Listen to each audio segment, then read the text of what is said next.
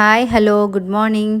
ఈరోజు చాలా సింపుల్గా చాలా ఈజీగా చాలా త్వరగా చికెన్ సాసేజ్ ఫ్రైడ్ రైస్ని ఎలా ప్రిపేర్ చేసుకోవాలో దీని ప్రాసెస్ ఏంటో చూసేద్దాం. దానికోసం ముందుగా స్టవ్ పైన కడాయిని పెట్టుకొని 1 స్పూన్ ఆలివ్ ఆయిల్ని కానీ సెసమీ ఆయిల్ని కానీ ఏదైనా కుకింగ్ ఆయిల్ని కానీ వేసుకొని ఆయిల్ హీట్ అయిన తర్వాత స్లైసెస్గా కట్ చేసుకున్న చికెన్ సాసేజెస్ని వేసుకొని లైట్ గోల్డెన్ కలర్ వచ్చేంత వరకు ఫ్రై చేసుకొని ఒక ప్లేట్లోకి తీసుకొని పక్కన పెట్టుకోవాలి. ఇదే విధంగా 3 ఎగ్స్ని కూడా ఫ్రై చేసుకొని పక్కన పెట్టుకోవాలి.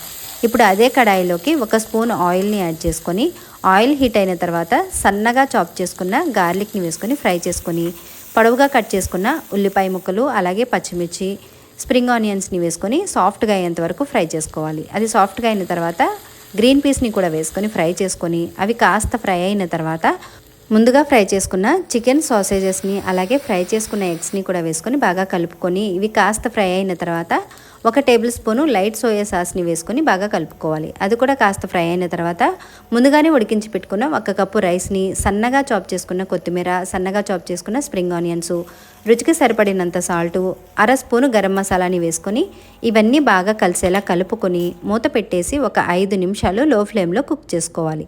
ఒక 5 నిమిషాల తర్వాత మరొకసారి బాగా కలుపుకొని దీనిలోకి ఒక హాఫ్ లెమన్ని స్క్వీజ్ చేసుకొని ఒక 2 నిమిషాలు లో ఫ్లేమ్లో కుక్ చేసుకోవాలి. అంతేనండి, చాలా ఈజీగా చాలా సింపుల్గా చాలా టేస్టీగా చాలా త్వరగా చికెన్ సాసేజ్ ఫ్రైడ్ రైస్ అయితే రెడీ అయిపోయింది. ఇంకా దీన్ని సర్వింగ్ బౌల్లోకి తీసుకొని సర్వ్ చేసేసుకోవడమే.